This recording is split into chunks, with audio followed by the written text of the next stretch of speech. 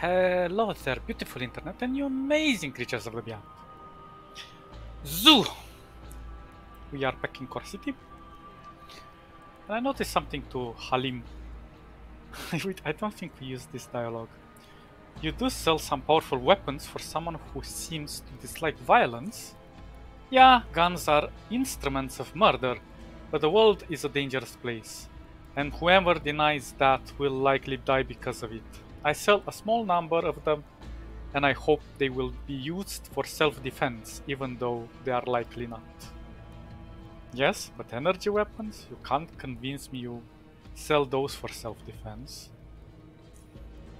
And I won't, because I don't have to justify myself to you. Disrespect me like that one more time, and I will not be you will not be welcome in this store anymore. Fair enough, fair enough.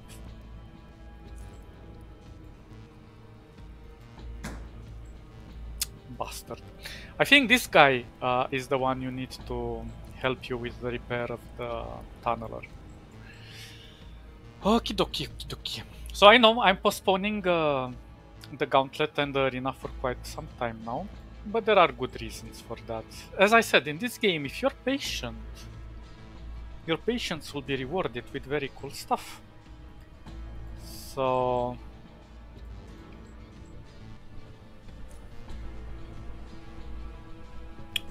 I think I've taken the other stuff. Well, whatever. Where is Al? There you are. Did you renew your crazy little inventory? I did find one more barrel somewhere. Ah, he does not. And I bought it. I think it here. Yeah, let's see if he renewed his inventory. He sold me a barrel, but I think it's rare. Barrels are rare, but once you get them, we have so many beautiful grenades. Where are they? There they are. Oh, can't wait to use them. I've stashed some away at the bottom of the Underrail. Okay. So, we're gonna go one level up. Ah, but before we do that, I wanted to test one more thing. Oh, to take you guys on a small tour, because we haven't checked this area. So let's see what we have on this side.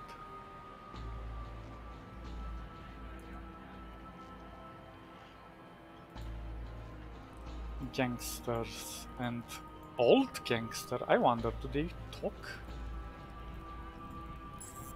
Yeah, with their bullets. They're always gonna talk with their bullets. I'm not sure if these are part of a quest or anything. I've never ever bothered.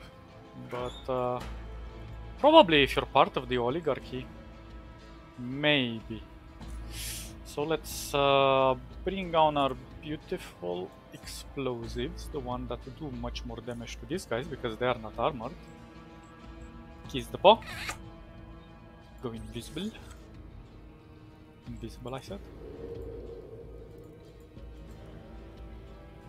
Give them the little surprise. That did not go as planned. Ah well, could be better, could be worse. Let's just get rid of you really quick. He's a psionic. I guarantee you, he's a psionic. So let's try to hide. Doggo. Yep. What did I say? Psionic. Here, take this. And this. And now let's hide. Oh, snap. That did not hide me. We have the high or the... It's the low. I'm not afraid of the dog as much as I'm afraid of this geezer. What? Come on! You should have taken some damage. Well, let's get rid of you.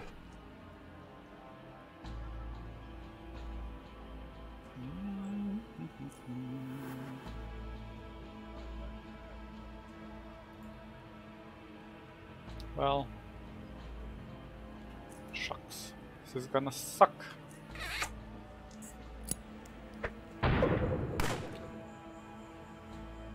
What did you do? Oh no! That's definitely not good.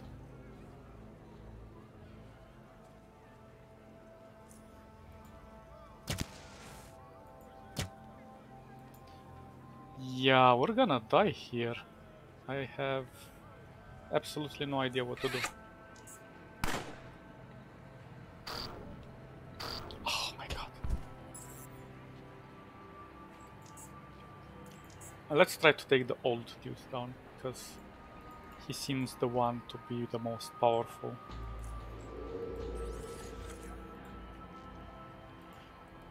So if I focus on him...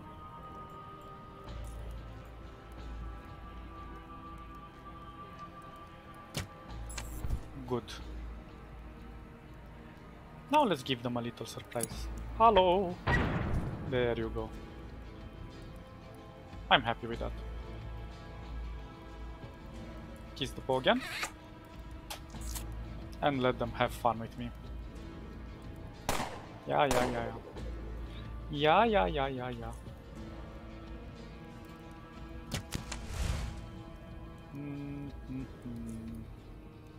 You're going down?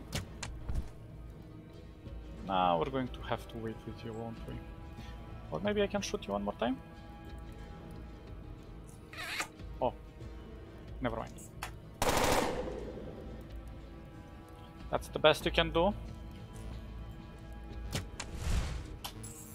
Sayonara.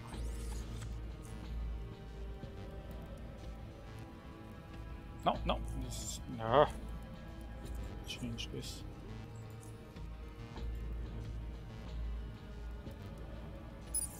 Okay.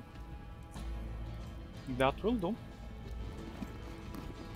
Thank you for the beautiful stuff.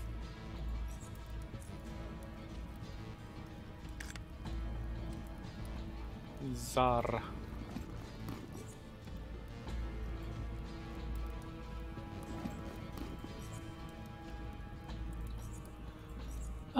Yeah, why not? This one sells good.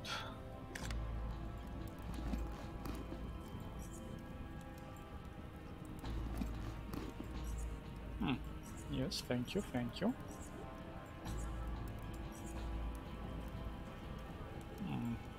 Barrel soup. Jeez, Liz, we got some nice oddities here.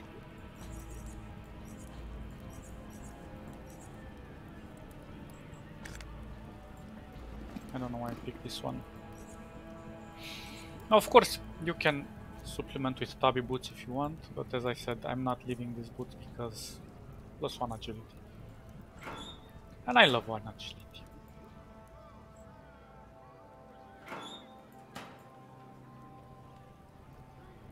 Okay, I think we've done everything on this side. Climb in. Where? Where does this lead?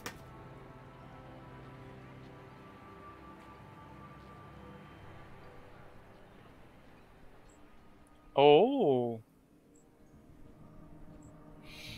Actually, wait. Is this the same place? Yeah, it is, no? Yeah, it is. Well, the thing is... I think we should do this right now. Should we? I was thinking leave it after we found Nosek. Because it's... Yeah, we'll just leave it for a little while longer. But interesting, I didn't know there was a second entrance. Which is coolio. This game is full of surprises. Okay.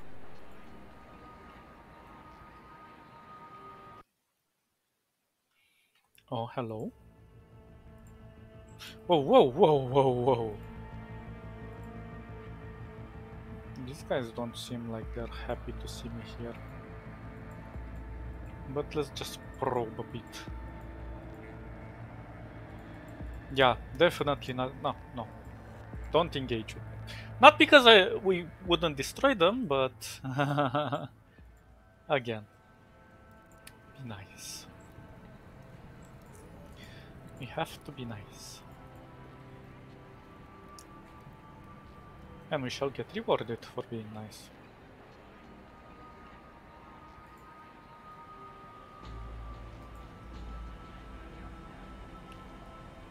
Okie dokie.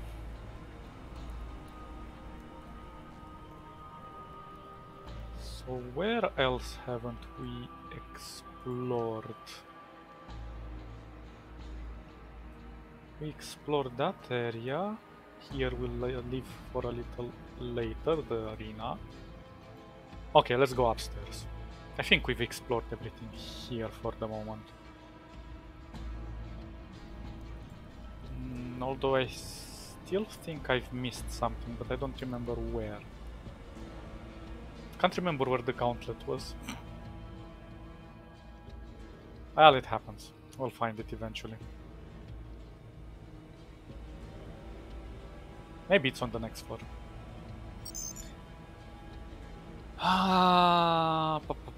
Residential Cortex JKK Praetorian Security. We're more interested in the residential area, to be honest. So this is where Cortex is. We're not gonna initiate a conversation with them just yet, but we will eventually. These are the Torchist missionary. The faceless are creatures twisted by their addiction to technology. Their doom is imminent. Very interesting. Minister Parsival. Could have a conversation with you, can't we? You find yourself in front of a man wearing beautiful ornamented robes. He stands tall and confident, with a chiseled face and radiant green eyes most would kill for. What is most striking about him is his unusual stare. It appears to be constant and never changing neutral. But every time you see it, you perceive it in a different manner. A moment it strikes you as benevolent, wise, and eternal. The other, it makes you feel exposed and apprehensive. He projects his voice without effort and speaks in a calm, non-rushed manner, with a slight drag at the end of each sentence.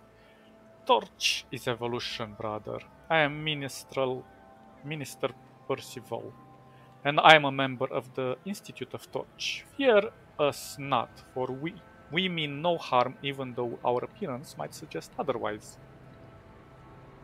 Haha, the robes look pretty neat, don't worry about it. I have nothing to worry about, but thank you for your compliment. Even though neat might not be the term I'd use to describe our uniforms, it's certainly better than disgusting or creepy, as we usually hear. He gives you a slight smile. Oh, you're being appreciated. On the other hand, we have an unmistakable and distinct appearance, something we embrace to symbolize the regenerative cycles of Torch itself. Now it lies in deep caverns, formless, rebuilding itself. Once ready, it will manifest into a new, improved being. Adapt to this world, our robes honor their alteration. For we too are undergoing change, and once the robes are removed, we will reveal our new, improved form. Ooh, menacing. Sounds interesting. What can you tell me about this Institute of Torch of yours you belong to? The Institute of Torch is an institution devoted to Torchism, and we found it. It was founded by Aidan, the first discovered Torch nearly a century ago. Torchism is an ideology centered around Torch, a being that possesses and brings us immense knowledge and is the key to advancing evolution, the human race, to its new heights. Literally, he smiles. Scientific investigation lies behind everything we do. We study the creature and its complete genetic makeup and learn from it. Then we apply the knowledge in practice. So it's kind of interesting how they're describing this, because they're not saying they're worshipping this, how should I say, invented deity. They're actually inventing something that they know is something real, something tangible. A creature from what we understand so far. But we don't know much more than this. Tell me more. Tickle your imagination. Tickled your imagination, good. Torch exists as a physical being, observable, tangible, as I was saying, yet not able to fully communicate with us in its current state. But it gifted us with its flesh and thorough scientific investigation. As I've already mentioned, we discovered that what was previously thought to be junk, DNA, actually contained a genetic code that serves as a sort of backup for the creature. The explanation is lengthy and requires a bit of time and will. That's fascinating. That you're finding it interesting. He makes a brief pause and continues. You know what? We hold lectures about torchism here in the core city. If you want to learn more, come and attend one of the lectures. I think that's a more effective way to comprehend the subject. Proven, he smiles. I'd like to attend the lecture you are talking about. Very well. Or as some of us torches would say, Apex. Apex again, interesting. We'll be holding a lecture quite soon, in fact. If you wait just a bit for others to arrive, we will be able to begin the lecture. So it's quite fascinating what they're talking about.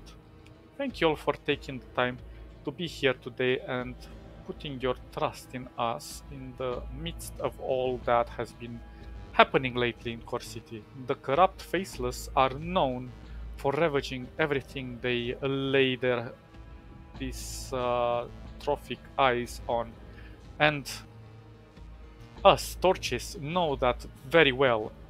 We have a long history in dealing with those monsters and have always opposed their foul ways. So the torches know a lot about the Faceless, it seems. Please continue. We understand that during hard times it can be very difficult to put trust in something you're not familiar with. Yet amazingly, more often than not, dire situations are the cause for people to explore alternative options. Believe my words, during this lecture you will receive nothing but absolute undiluted truth regarding the Institute of Torchism, and what it can offer to you. Let us begin. So this might be a very good place to find some information that will take us down to the tenebrous road of finding what's crazy about this universe we exist in, shouldn't we? We already know that there's a lot of wild things such as Godman, Red Demon, Blue Demon, Six-Finger creatures, cyborgs. Many interesting things that are on the background actually.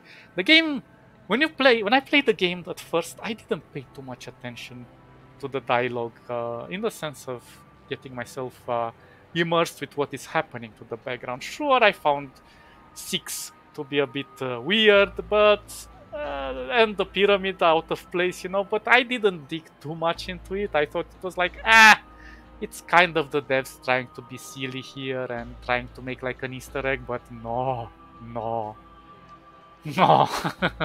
They've created an entire theme which is freaking, it's a beast. First of all, I feel it is important for me to say that we are not a religious cult, as we are commonly accused of being. We don't worship imaginary beings, gods, devils, or the like. Our robes do not exist so that we may intimidate. They are symbolic value, which will be explained later. Everything I tell you during this lecture is based on hard evidence, on research, on scientific investigation. Every claim here is backed up by careful and extensive research performed within the Institute of Torch, under the watchful eye of Aidan, its founder. So they are on the scientific side, not on anything, as they say, they're not a religious cult or anything of a like.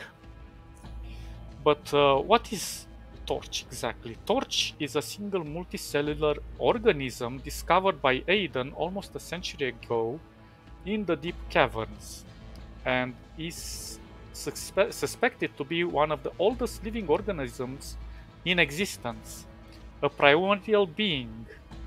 It is completely formless. It exists in a state of regeneration, which undergoes whenever the environment it lives is greatly changed, requires a different form to survive. Aidan discovered it during its current regeneration cycle, and the creature allowed him to study it. Sounds kind of crazy, doesn't it? But then again, the faceless are also crazy and they're not imaginary. And they're also fused with those polymorphs that we found in the cave with those creatures. So from our educated guess, I would say that something catastrophically happened on the surface of the planet. The remaining human civilization has retreated underground, but what is happening on the top has trickled deep under the ground as well, and is changing the environment slowly, and all of the elements from the top will eventually push humanity into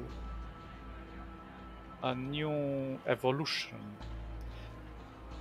At least that's my point of view.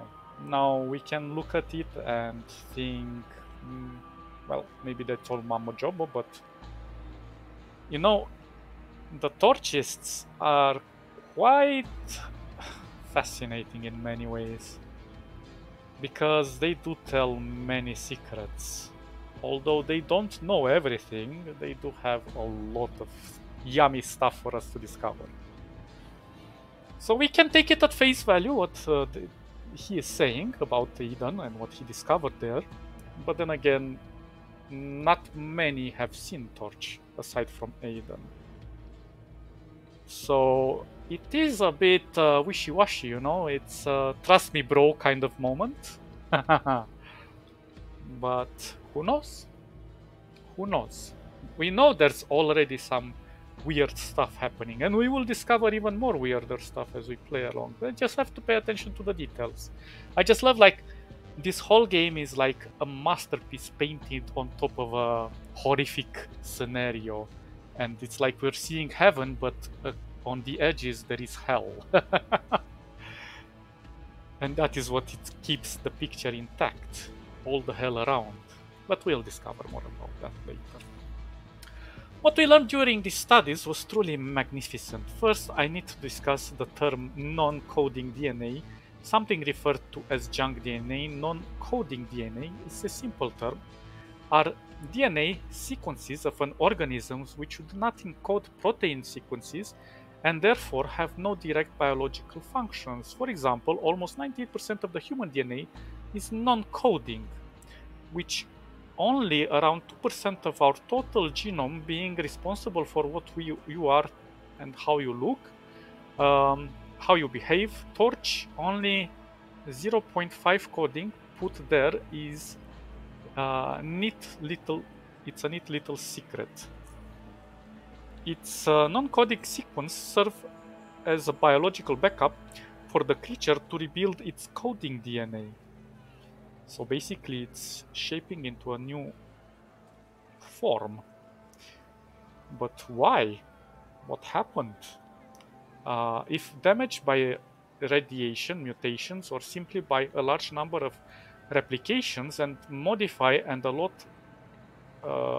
also adapt it for specific needs. In short, it can undergo a process of regeneration and adaptation until it builds itself anew and perfects itself for the world it lives in. Aidan found this remarkable, but even more remarkable is the fact that this knowledge allows us to do the same thing with humans as well. So maybe the faceless are a result of what's happening to Torch. Interesting. Because they are kind of a human evolution in a way. But we will learn more about that. Still, it's pretty much foreshadowed. The Institute of Torch was soon born with a single unified idea to direct the evolution of the human race. Torch's ideology reflects just that. We will preserve Torch and the valuable knowledge it bestowed on us so that we can elevate ourselves to new heights. We live in desolate world, and the environment is not our only enemy. Just look at the recent events and you will understand my point perfectly. Institute of Torch gravitates towards adapting the human race to move beyond these dark caves and reach the surface. Interesting. So, in a way, I can kind of see the nobility in their goal, because something happened to the surface that does not allow humanity to go back up there. What happened, we might never know, because the information has been lost to time for so long, but then again, there are many things that have happened throughout the history of this world that what happened to the surface is kind of irrelevant at this point. The question is, can humanity adapt to return to the surface? That is an interesting thing. Or is humanity willing to make this adaptation to go back to the surface? Is it even worth going back to the surface? Again, everything I just told you can be backed up by solid proven facts. Torch is evolution and evolution is Torch. One cannot go without the other if we are to stop ourselves from our ultimate demise. In a way, perhaps he's right, because the Underrail is slowly dying. Like, gangs are shooting and killing civilians, cannibals arise, and it's becoming quite uncomfortable and claustrophobic in a way, because people are running out of places to hide. So it's, in a way, security and survivability don't really go hand in hand necessarily. And with that, I will end this short lecture. I know you have many questions, brothers and sisters, and I know that these situations can and will be answered. To get to the answers, one would need to travel to the Institute of Torch in the Upper Underrail and become a Torchist.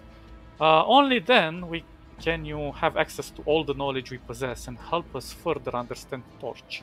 To help not just the Torches, but our whole race. Please understand that Torch is important to us. And so it is to you, and we must propagate this knowledge to all who are willing to listen. As Aidan once stated, we can and we must. Sounds a little bit like Elon Musk. Or Bezos. I hope you've learned some valuable information during this lecture. That is all for now. Thank you, and Torch guide you. Interesting.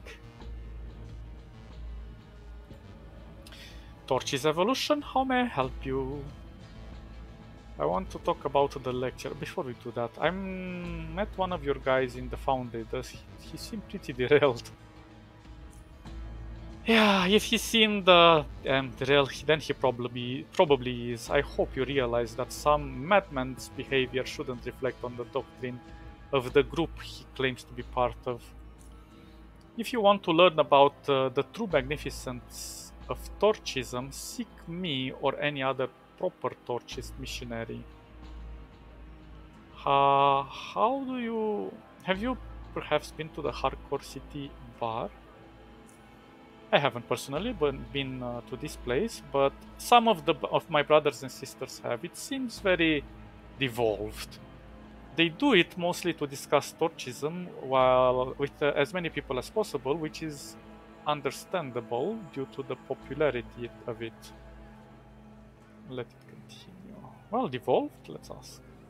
Well, degenerate, decadent, something that has passed into a worse state.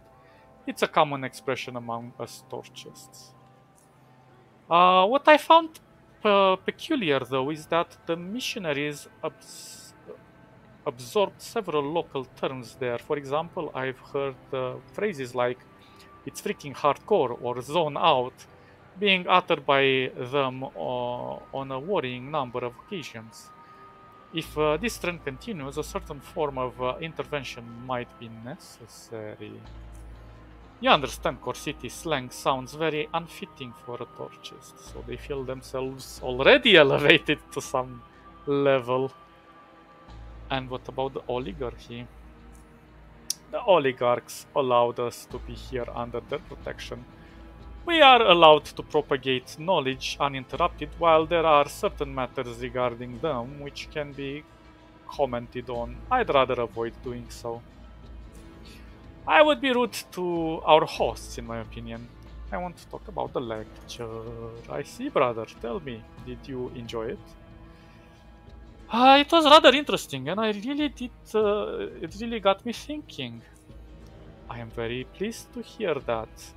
As I have already mentioned during the lecture, if you want to have unlimited access to our knowledge, you could visit the up in the upper. Okay. Listen and listen.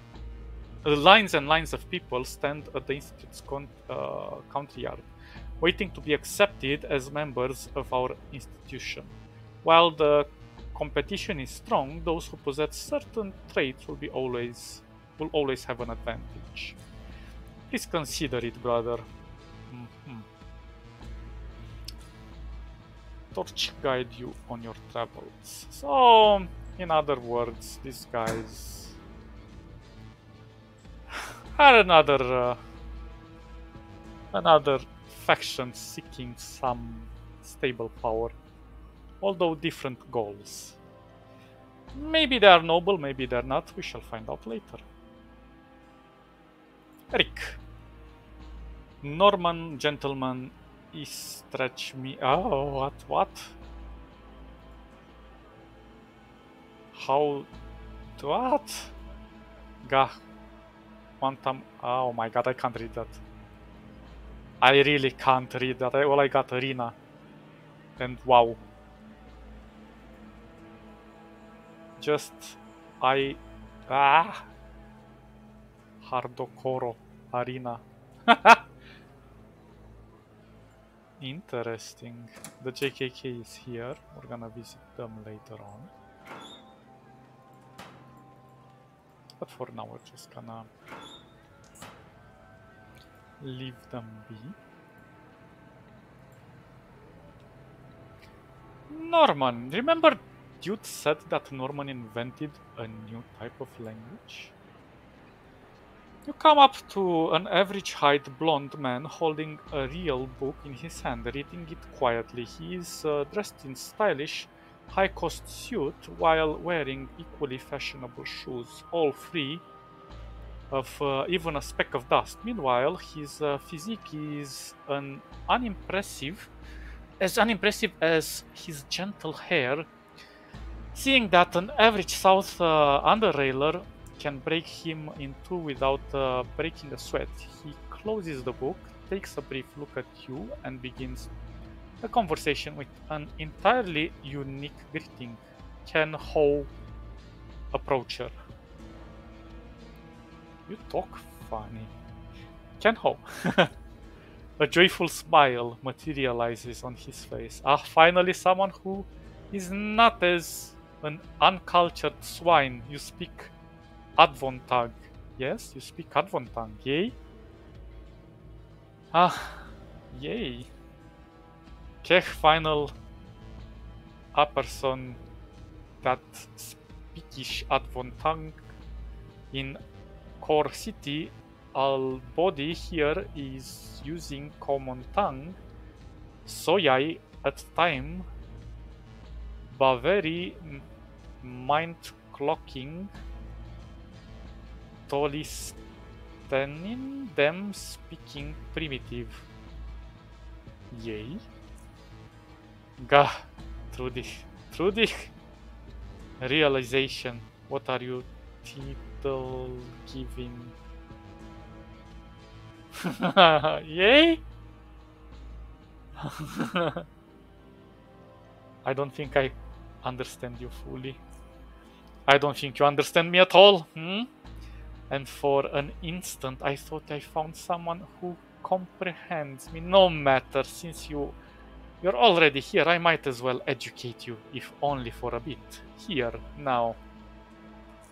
The language you witnessed me using is called Anvontang, and it is a contemporary, modernized, and improved version of a language most of us use, Common Tongue. As I will refer to it from now on. For you see, I was feeling indisposed and exhausted for all these inconsistencies and how do I express myself. Unnaturalness of common tongue. Thus I, Professor Norman, hack of the University of These, one day made a conscious decision to liberate some of my time, sit down and do my best to ameliorate this stale mess into one endearing, beautiful language. Pretty tongue, whatever.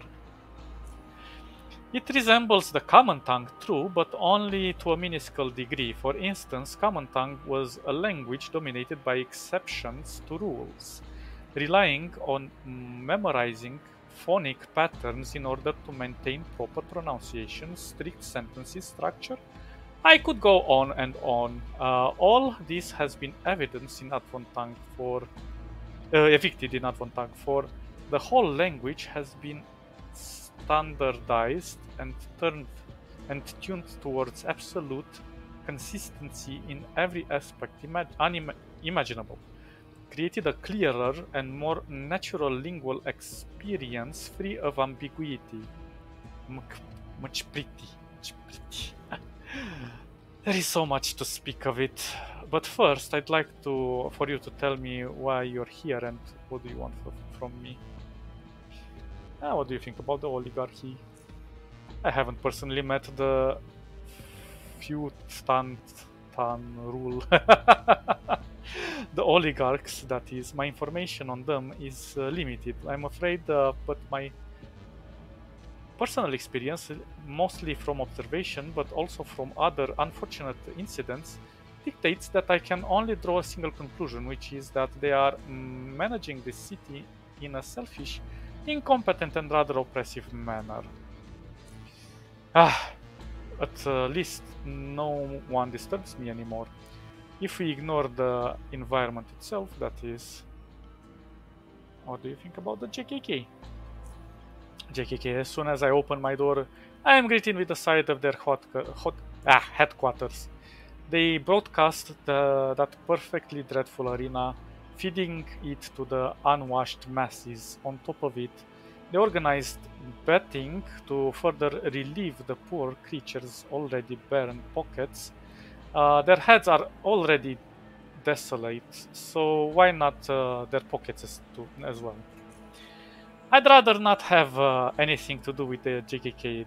Do not do. And I have no better opinion of the Cortec or Praetorian security for that matter.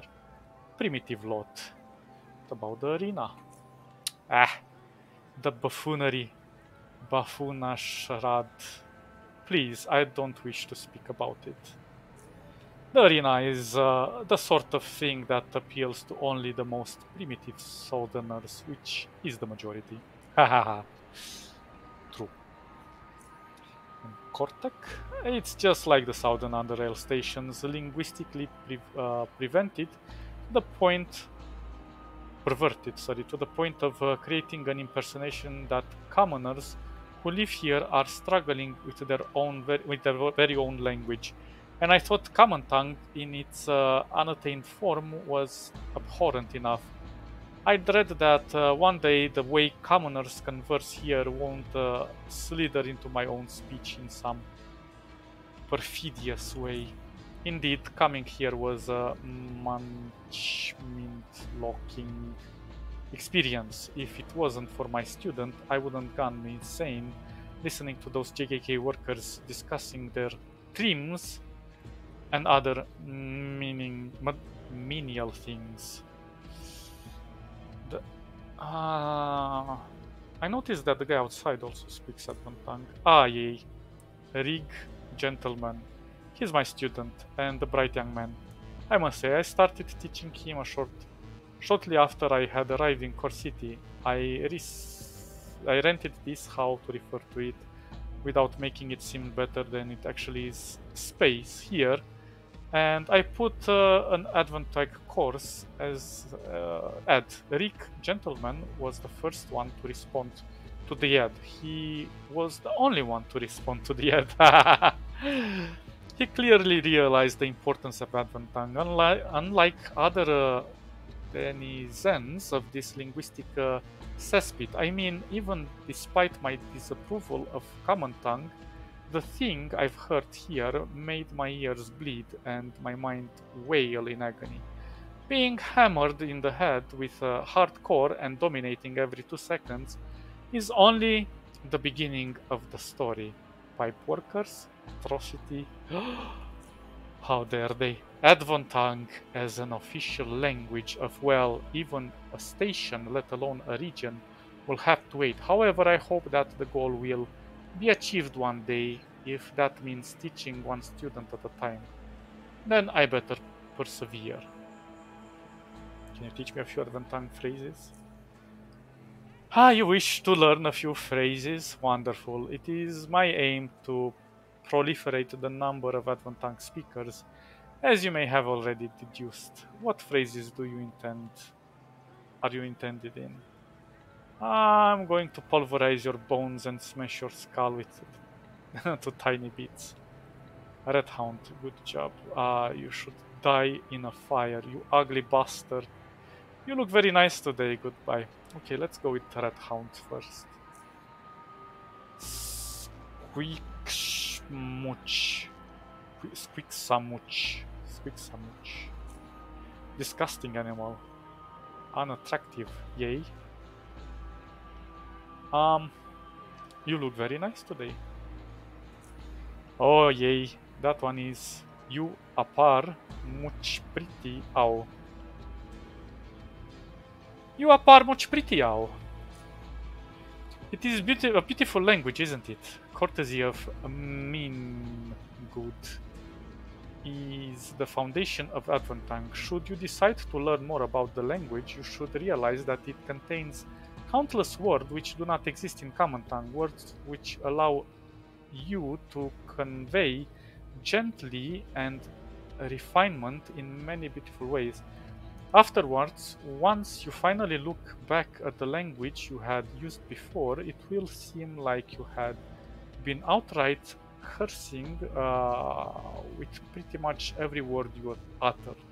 He sighs. It will make you feel like a peasant, maybe a peasant.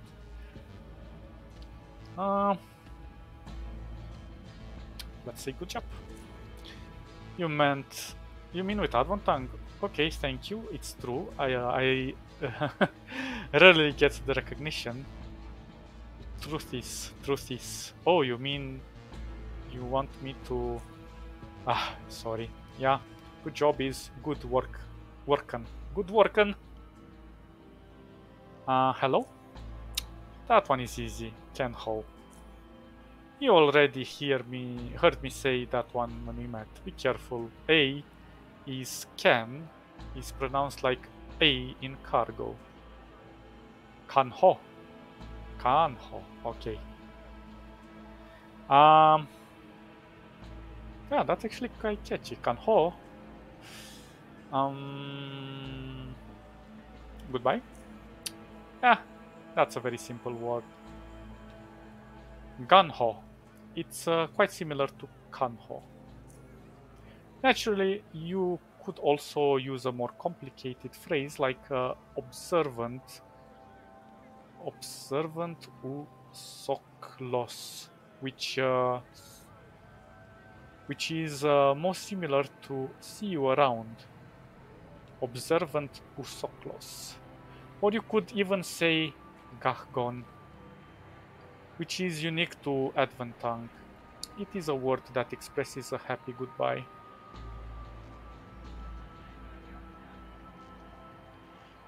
Interesting. You ugly bastard.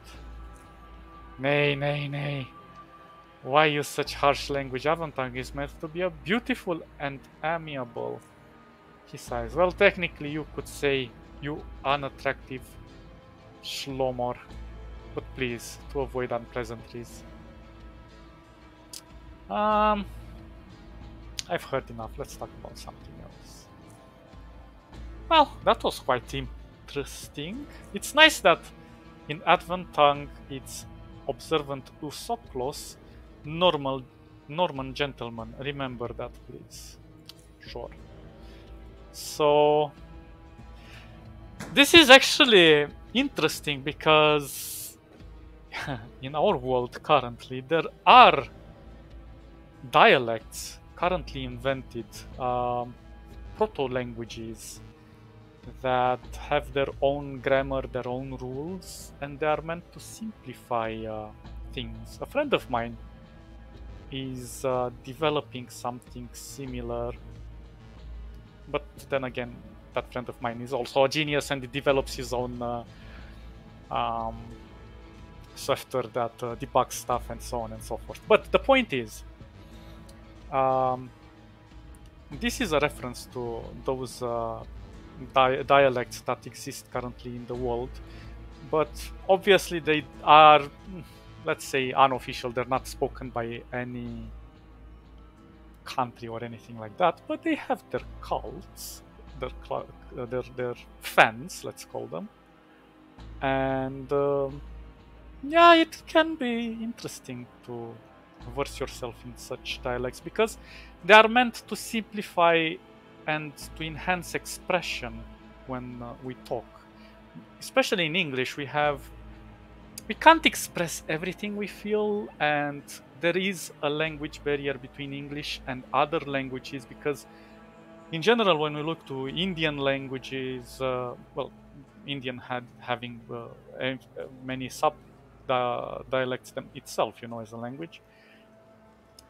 The Indian language is far more expressive. Even the Italians, they always express emotions and things by expanding this to their hand gestures and so on.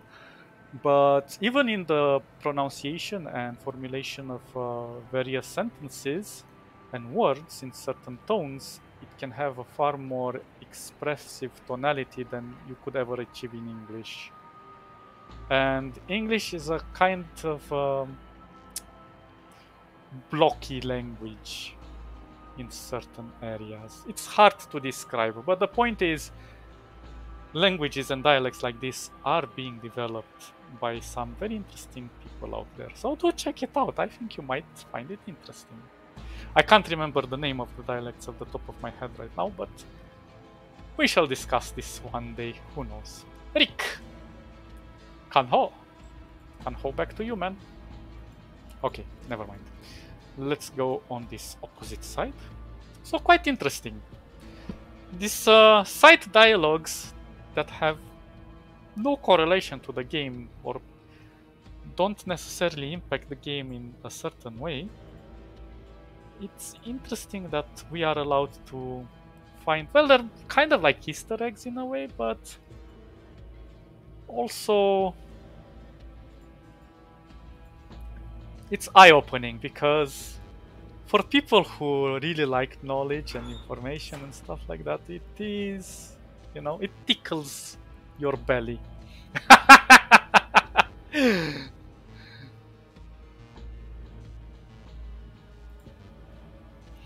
This is where no, it's not. It is not. This is where the snake statues are, and this is where the Praetorians are sitting. Ah, we can't go in here. But really, can we not?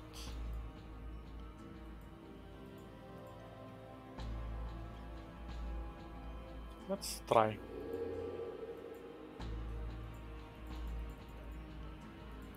Maybe we can open this door. Might be electrical.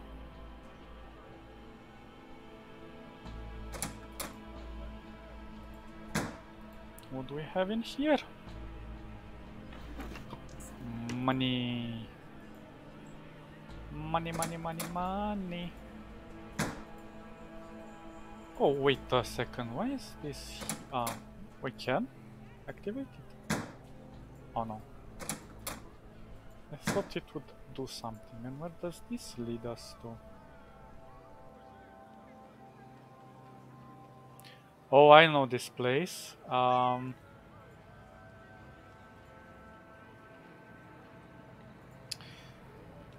Well, this place is complicated, and most of the time you can't actually go through. This is the residential area, actually.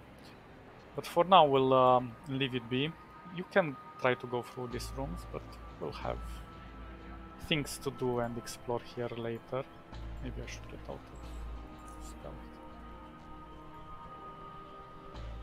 Or maybe not.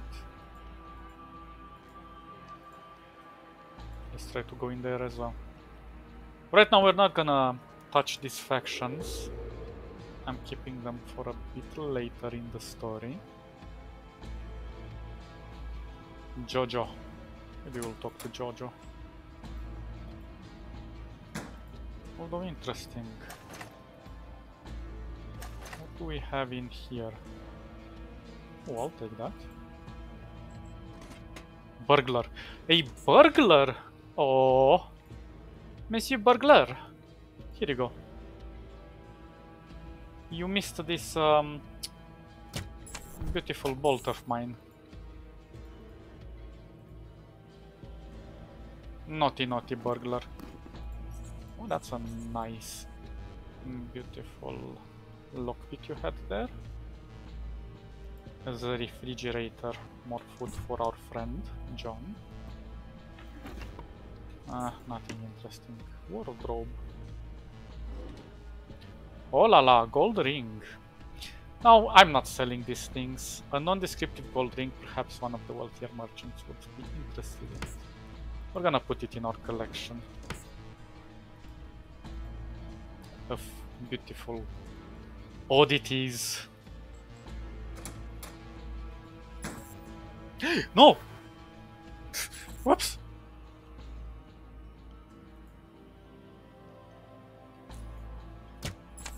Ah. Whatever. I forgot I shouldn't have gone out of stealth like that. Oh well. Lesson learned.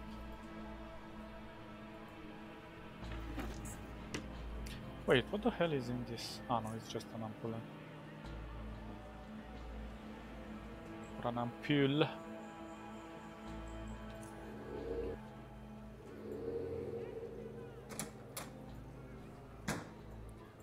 Okay, Mr. Jojo.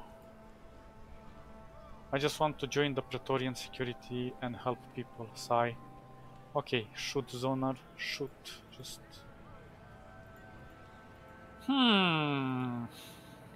Interesting.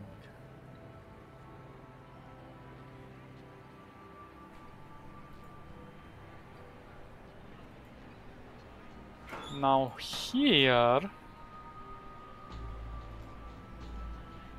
there are a few options. Ah, this is locked.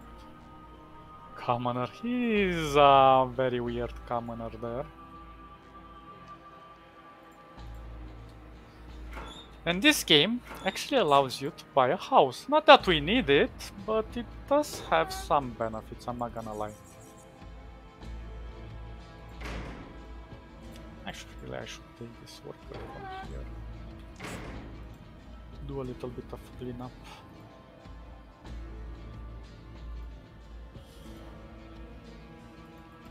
I'm curious, can you open this? Oh, please do. There's a cat nearby, that's why you hear the snoring and purring. Oh, what is this? I wonder. Looks like a high-tech house.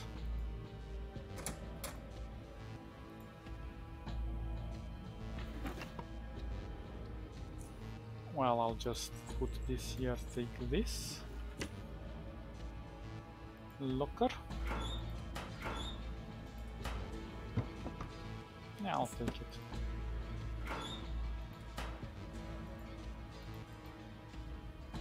Okay, let's see what else.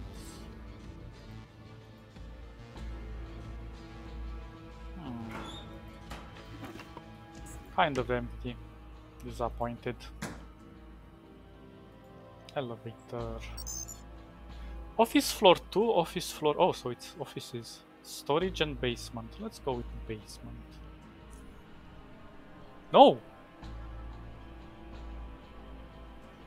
Put me back.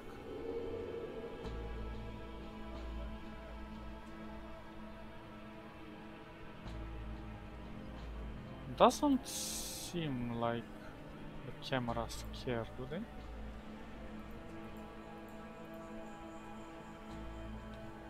Maintenance. Beep boop, beep boop. Ah, what are you maintaining here? Curious. Storage.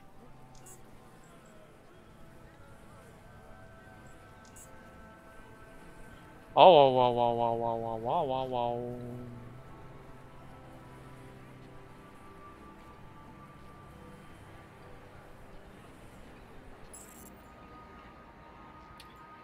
Let's not hurry so fast. Office floor 1. Maybe we'll find something up here that will help us disable the cameras, I don't know. Various scattered law contract templates, no signature have been signed.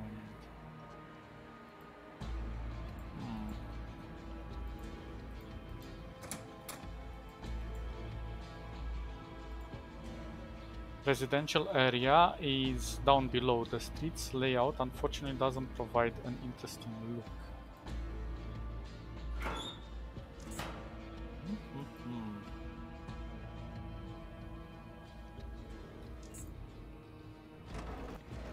Not a lot of stuff here. Yeah.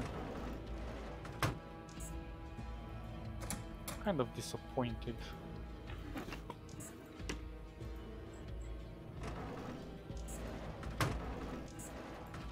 I don't know why you would keep that in a filing cabinet. In an office. Clearly there's nothing to do with this. Let's go to office floor 2.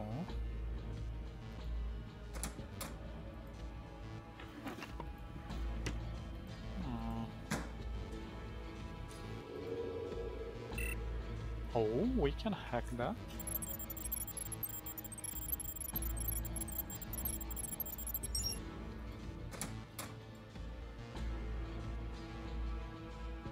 Observe monitors. Some nice stuff. I'll take this. Why do you have traps here? That's interesting. The first scene is a total mess with dozens of open tabs featuring human profiles. They describe various malicious activities these individuals may have committed. Each person has another name appointed to them, and sometimes these names repeat themselves. Some of the profiles have fields that describe issues, verdicts, and for said crimes. Access restriction, confiscation of property, even jail time and death. Over the second monitor, only the secondary appointed names are displayed. One L is crossed out with a red cross. He seems to be related to a case where a fine was issued to pay for certain damages caused from a robbery. One collected the debt, it seems, without any resistance. Amanda Bell was the main suspect, from which the bill was charged. She was residing in the drop zone. On the third monitor, the name of a current logged in user can be seen, James Bell, as a security guard of this building. The first screen... Oh, okay, never mind. Interesting.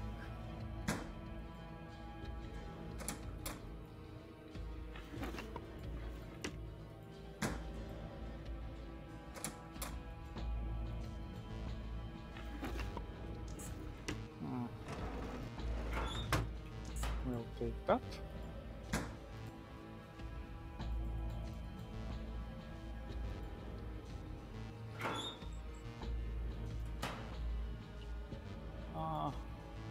From up here, the streets below can be seen in their full glory. Oh, jumping bean, we like that.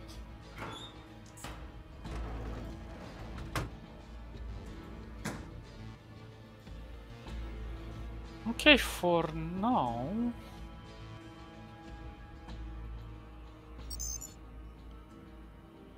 What if we go to the basement?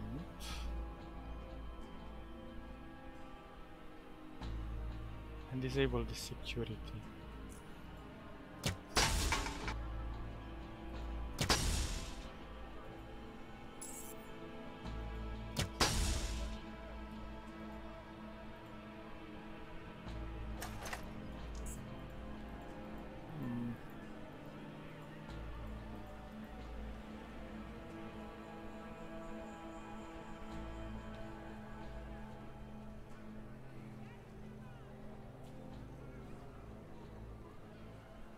Well, I don't know.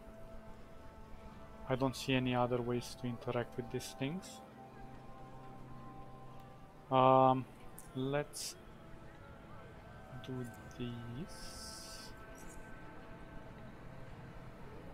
And that's about it. I don't have any other options. Let's go to the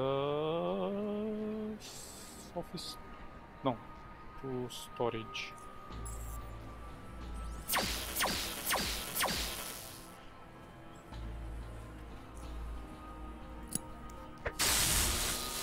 Not good. Not good at all. Maybe we can be patient enough and not be seen by anyone.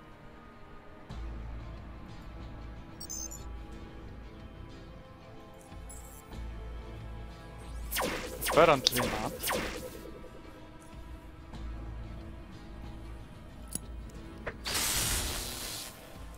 But at least it didn't take my freaking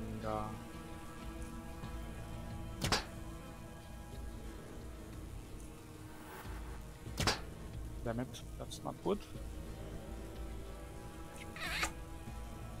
Don't fail me now. Oi oi oi oi oi. I don't know, will this work? Need to hide from this one.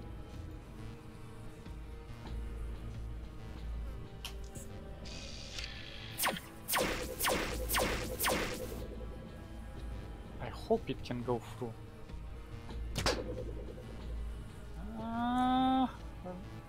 What if I do this?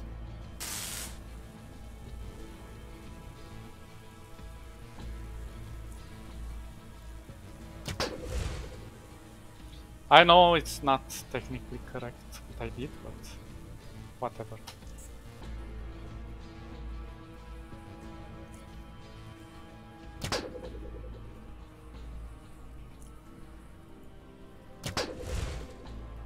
It works. When it works, it works. When it doesn't, it doesn't. Hey! Be nice, please.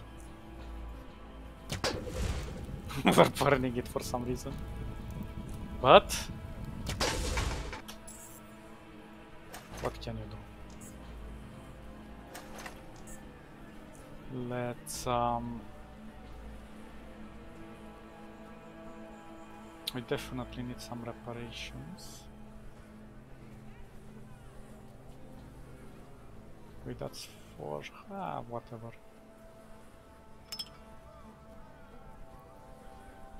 Okay. We need to recharge the shield. I had the low frequency, I should have had the high frequency. Well. Don't think about it. Oh shit. Maybe you should destroy these cameras.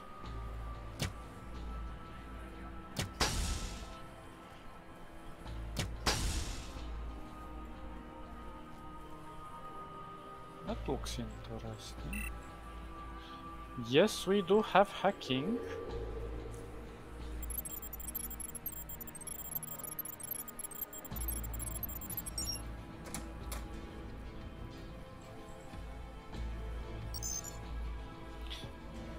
Before you is a unique, unusual console. It displays only shows a field of current sequences, and for the inputs, the console consists of only 4 buttons labeled LS, submit, sequence, and clear. You assume that L would stand for something long and large, and S would stand for short and small. No!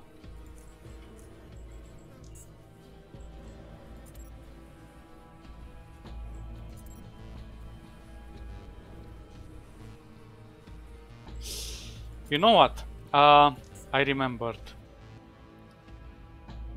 Let's leave this place be. We'll come here later. Because I just remembered that there was something related to that bot on the bottom. And I wanna keep it alive. We'll come here later. We're probably gonna have a mission for this.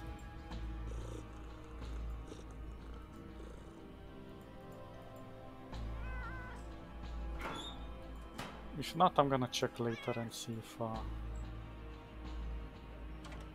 Whoa.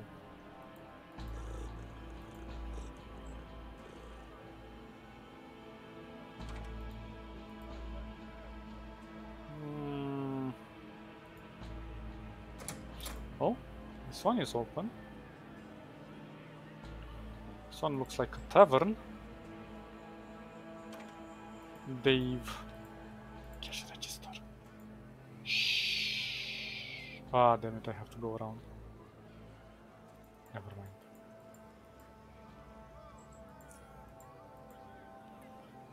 Well, then. Oh, and I think down here... Yeah, we go into the other side of the residential area. I'm gonna inform myself about this. As I said, don't rush through the game, always be patient. We're gonna talk to Dave next time we play the game, in the next episode.